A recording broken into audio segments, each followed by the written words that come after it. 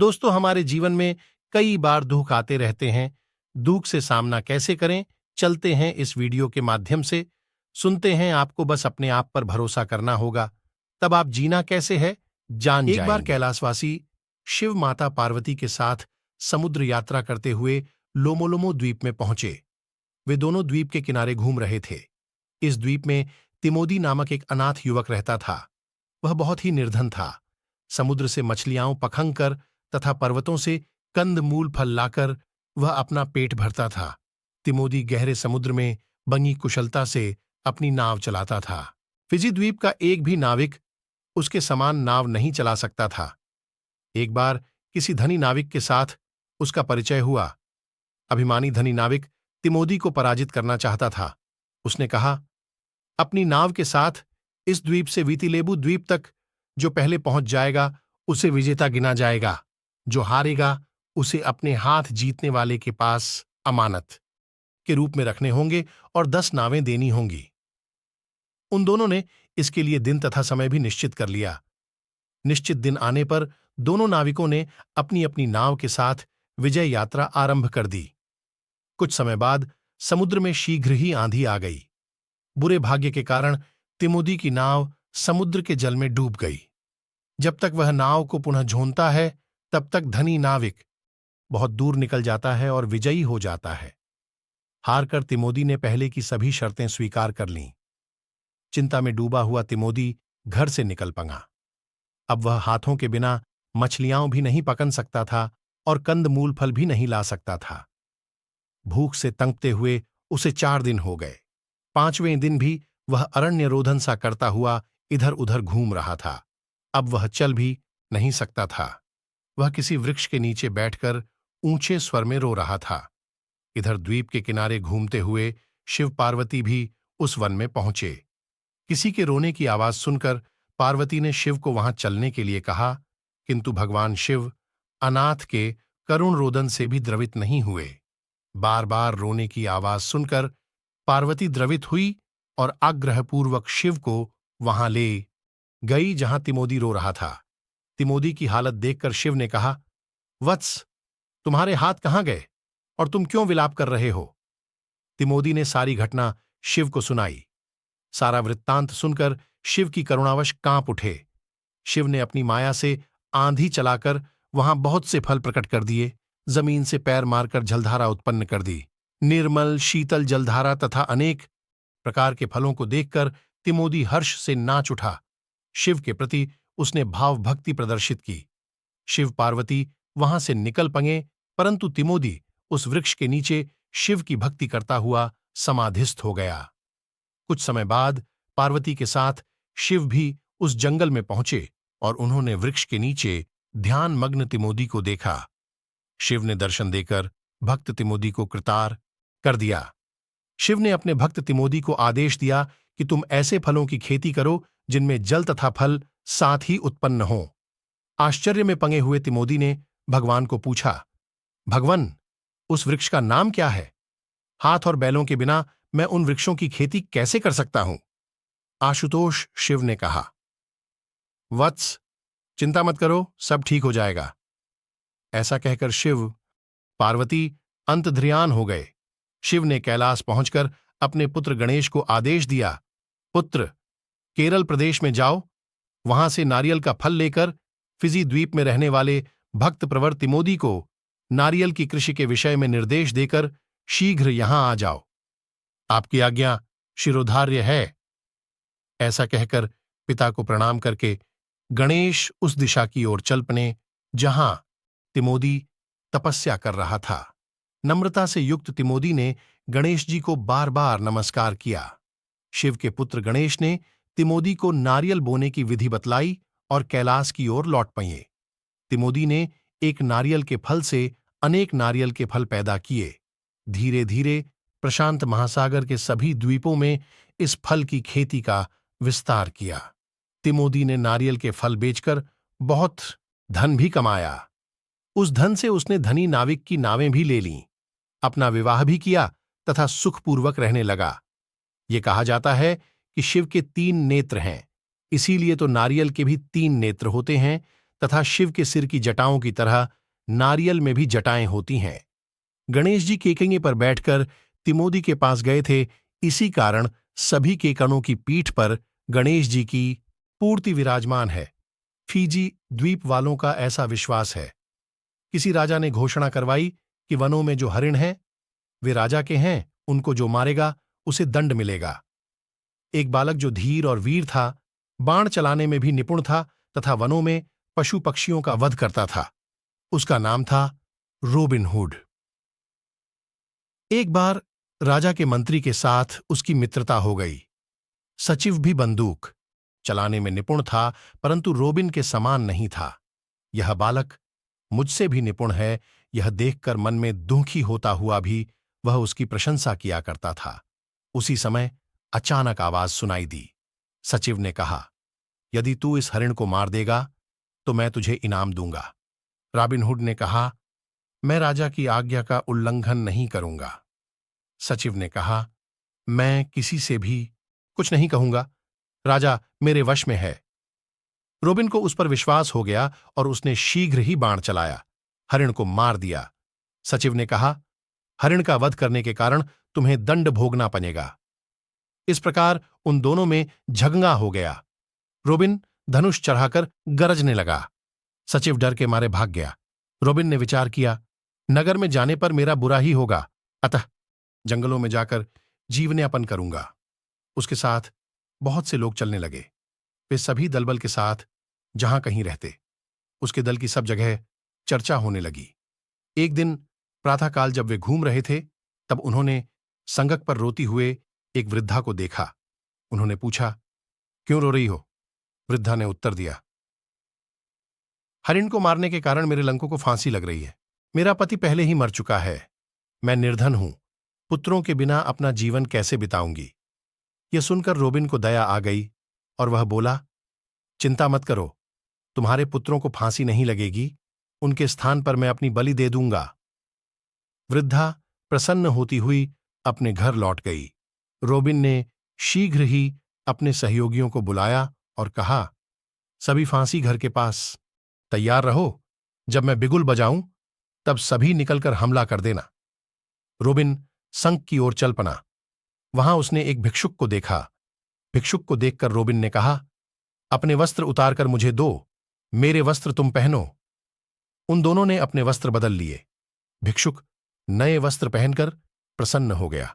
भिक्षुक का वेश धारण करके रॉबिन चल पड़ा। रास्ते में सचिव आ रहा था। भिक्षुक ने सचिव को देखकर उससे भिक्षा मांगी।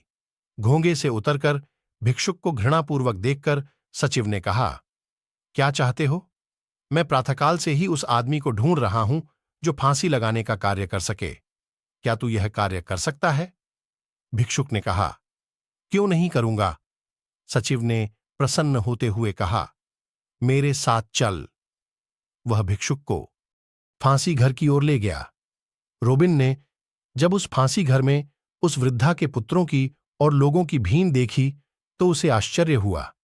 सचिव ने कहा, अरे भिक्षुक, जल्दी करो, समय बीत रहा है। भिक्षुक ने कहा, मैं क्या मृत्युदंड से पहले ईश्वर की प्रार्थना नहीं करते हो? क्या यहां कोई उपदेशक भी नहीं है? नहीं, प्रार्थना तो करनी ही चाहिए। मैं उपदेशक को बुलाता हूं। भिक्षुक ने शीघ्र ही बिगुल बजाया। धनुष लेकर रॉबिन के सभी सहयोगी चारों ओर फैल गए। अत्याचारी उस सचिव को भयभीत देखकर सभी हंसने लगे। रॉबिन ने वृद्धा के पुत्रों को बंधक मुक्त करके कहा, सुखपूर्वक अपने घर जाओ।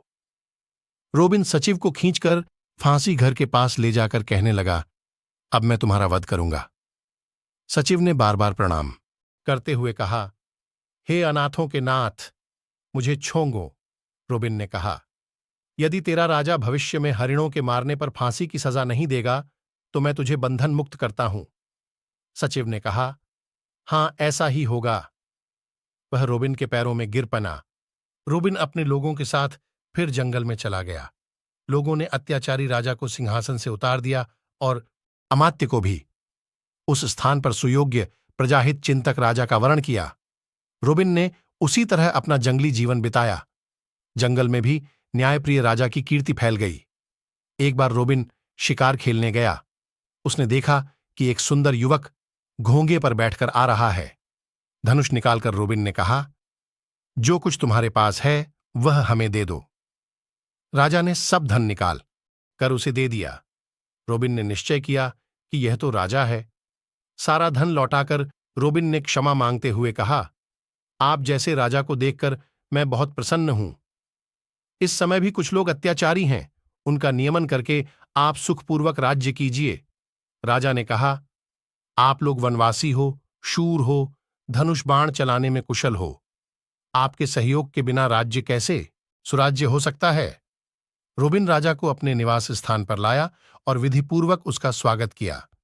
प्रीति भोज देकर अपनी जाति का धनुष कौशल दिखाया। उनका सत्कार स्वीकार करके राजा ने कहा, आप लोग मेरे नगर की ओर चलिए, अपनी योग्यता के अनुसार कार्य कीजिए ताकि राज्य की उन्नति हो सके। रोबिन और उसके सहयोगियों ने राजा के साथ नगर में प्रवेश किया और सुखपूर्वक जीवन बिताया।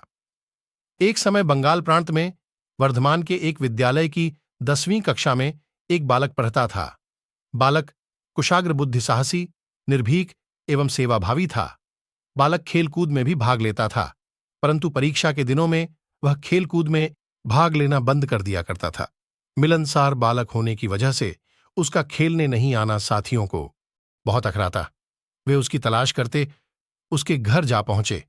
बालकों की बात सुनकर मां अचंभे में पन गई और बोली, वह तो तुम लोगों के साथ खेलने रोज जाया करता है, बल्कि आजकल तो कुछ देरी से लौटता है।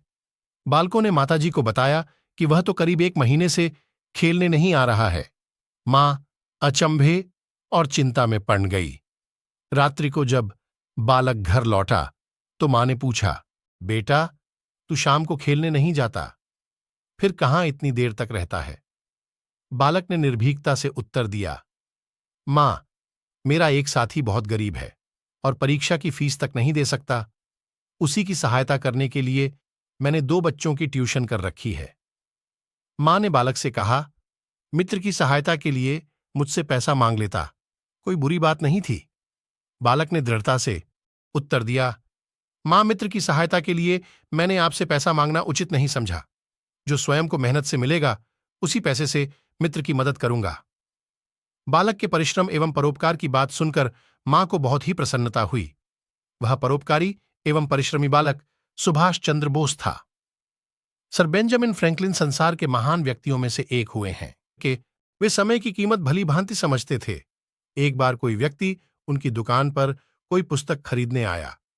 दुकान के नौकर ने ग्राहक के पूछने पर पुस्तक का मूल्य $1 बतला दिया।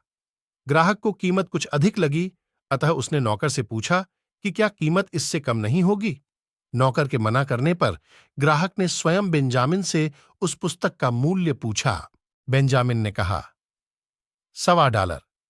ग्राहक आश्चर्यचकित होकर बोला, सर, आपके नौकर ने तो इसका मूल्य $1 ही बताया था। बेंजामिन ने उत्तर दिया, काम छोंकर मेरे आने से समय का हर्जा भी तो पुस्तक के मूल्य में ही झुकेगा। ग्राहक के सर बेंजामिन की बात को हंसी समझकर मेरे पुत्र को शिक्षा ग्रहण करनी है।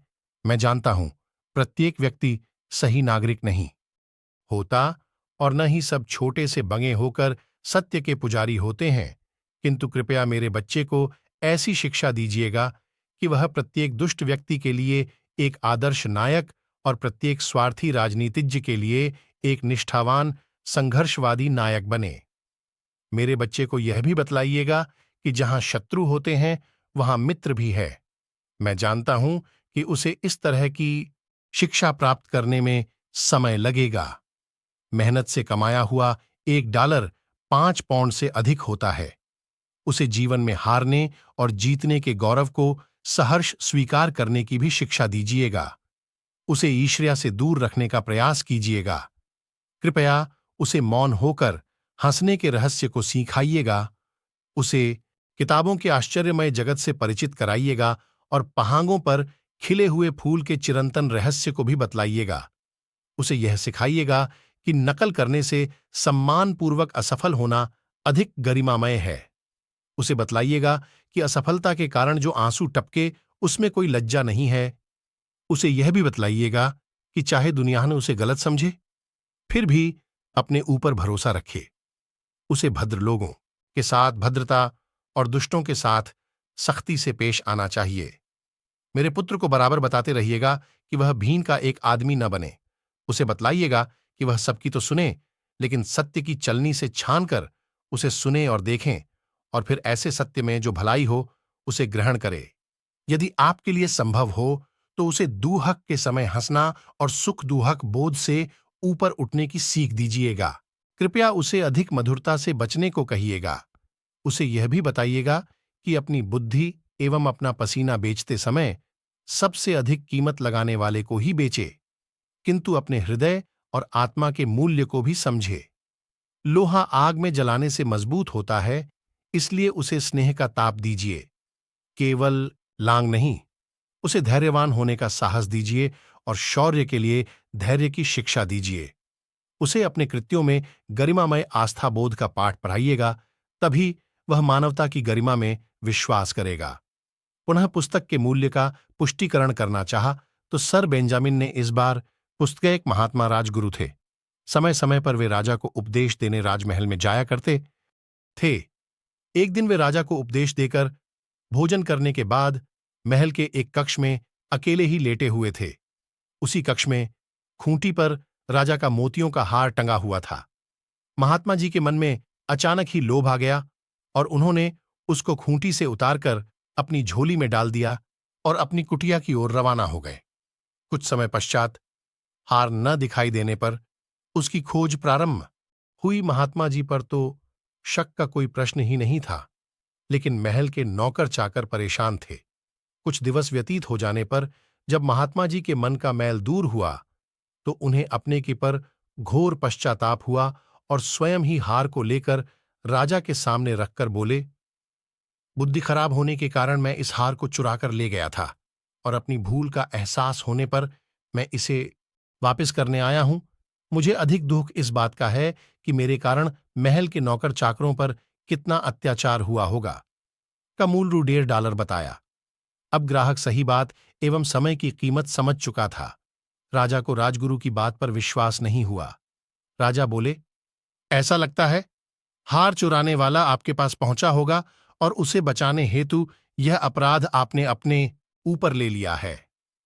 महात्मा जी ने पुनः राजा को विश्वास दिलाने का प्रयास किया कि वास्तविक चोर वे स्वयं ही हैं, पर वे यह निर्णय नहीं कर पा रहे हैं कि उनकी निर्लोभ वृत्ति में इस पाप ने कैसे प्रवेश किया। महात्मा जी पुनः बोले कि आज प्रातः से ही हमें अतिसार हो गया है। ऐसा प्रतीत होता है कि जो भोजन आपके यहां किया था उससे मेरे निर्मल मन पर बुरा प्रभाव पना है। अब दस्त हो जाने से उस अन्न का अधिकांश भाग बाहर निकल जाने पर मेरे मन का पाप दूर हो गया है। राजा ने पता लगाया तो मालूम हुआ कि उस दिन का भोजन एक चोर द्वारा चुराए गए गेहूं से बनाया गया था। यह सुनकर महात्मा जी ने कहा, शास्त्रों में लिखा है कि राज्य का अन्न ग्रहण नहीं करना चाहिए। जैसे शारीरिक रोगों के सूक्ष्म कीटाणु फैलकर रोग का विस्तार करते हैं, ठीक इसी प्रकार सूक्ष्म मानसिक परमाणु भी अपना प्रभाव फैलाते हैं। कहावत प्रसिद्ध है, जैसा अन्न वैसी बुद्धि। हमारे वीडियो पसंद है तो चैनल सब्सक्राइब कर लो।